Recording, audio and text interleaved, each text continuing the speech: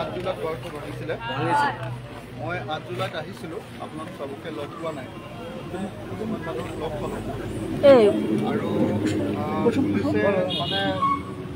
বহুত ঠেলা হেঁচা কৰি হুলস্থুল কৰি বাহিৰলৈ উলিয়াই দিছিলে তেতিয়া তো কিন্তু 8 জুলাইত যেতিয়া মই ইয়ালৈ আহিছিলোঁ তাৰ ফলস্বৰূপে গোটেই অসমৰ এটা কথা হৈ গৈছিল আৰু অসমৰ চব মানুহে গম পাই গৈছিলে যে দুখীয়া মানুহৰ ওপৰত বিজেপি চৰকাৰে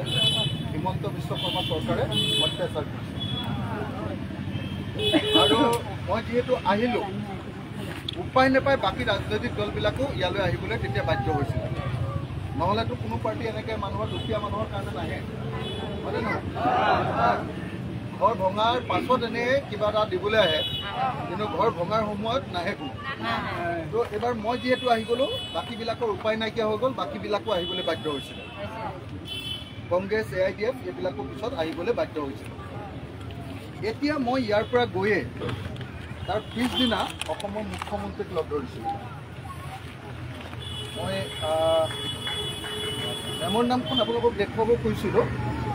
মই মুখ্যমন্ত্ৰীক গৈ মাত্ৰ এটাই কথা কৈছিলোঁ যে ইয়াত 3500 বিঘা মাটি বা 4000 বিঘা মাটি আপুনি ভাঙিবলৈ লৈছে তো ভাঙিছেই গতিকে বেলেগ নহয় আপোনালোকে আমাৰ ৰাইজৰ কাৰণে 500 বিঘা মাটি এটা দিয়ক কাৰণ ইয়াৰ পৰা যিখিনি মানুহে গৈ কেছ কৰিছে সেই মানুহবিলাকে গৈ মোৰ ওচৰত লগ পাইছে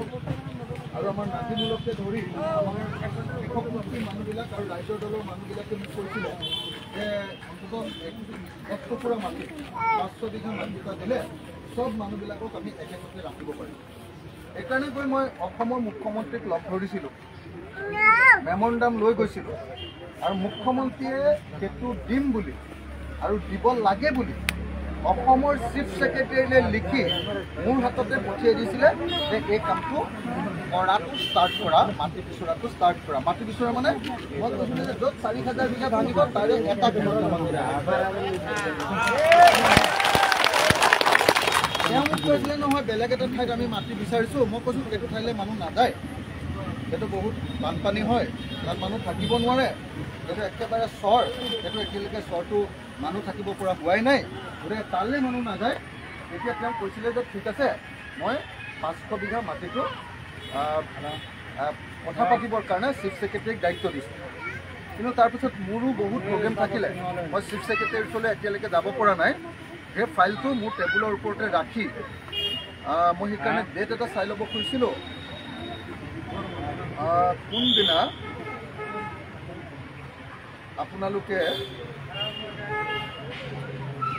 আপোনালোকৰ ৰাইজৰ পিনৰ পৰা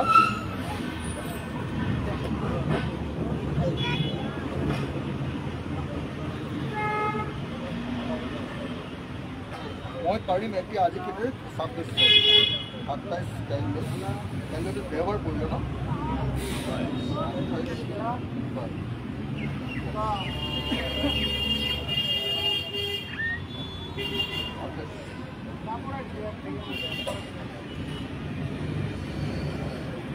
জুলাই কেটাই কৰছে 30 জুলাই কেটাই কৰছে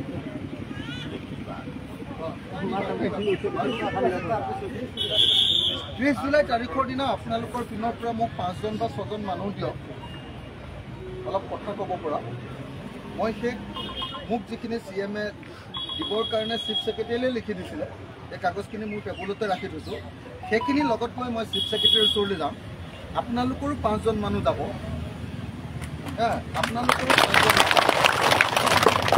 আপোনালোকৰ 5জন মানুহ যোৱাৰ পাছত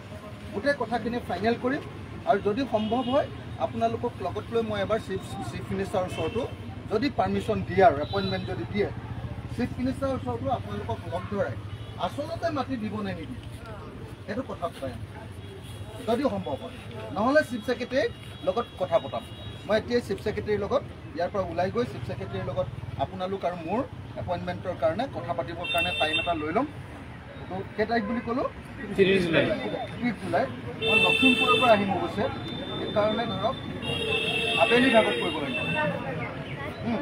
আবেলি ভাগত মই 2টামান বজাত বা 1টামান বজাত আপোনালোকে 12টা বজাত পোৱাকৈ ইয়াৰ পৰা এটা প্ৰতিনিধি দল 5 জন হওক 10 জন হওক আপোনালোকে ইয়াৰ পৰা অলপ জনা শুনা কথা ক'ব পৰা ভালকে বুজি পোৱা 5 জন বা 10 জন মানুহ ওলাব মোৰ লগত মই চিফ সেক্ৰেটাৰীৰ ওচৰত চিফ মিনিষ্টাৰে লিখি দিয়া চিঠি পত্ৰ লগত লৈ যে এওঁলোকক মাতি দিব লাগে বুলি লিখি দিয়া চিঠি পত্ৰ লগত লৈ এবাৰ কথা পাতিম আৰু কথা পাতোঁতে হয় নে নহয় আপোনালোকে নিজে গম পাই আহিব ময়ো ৰিক্স ল'বলৈ দিগদাৰ তাতে CM ক'ব হ'ব পিছত নকৰিব পিছত মানুহে ভাবিব যে ইহে ঠগি দিলে নেকি এইটো অলপ মুস্কিলৰ কাম কাৰণ এই যিখন চৰকাৰ এই চৰকাৰখনৰ নিচিনা বেয়া চৰকাৰ পৃথিৱীত জন্মই হোৱা নাই হয়নে নহয় বাৰু এই চৰকাৰৰ নিচিনা বেয়া চৰকাৰ এতিয়ালৈকে পৃথিৱীত জন্মই হোৱা নাই বিজেপিৰ নিচিনা বেয়া চৰকাৰ পৃথিৱীত কেতিয়া জন্ম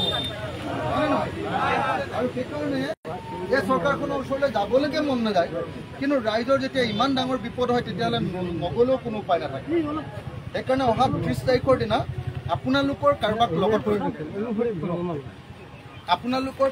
লগত লৈ আমি অসমৰ চিফ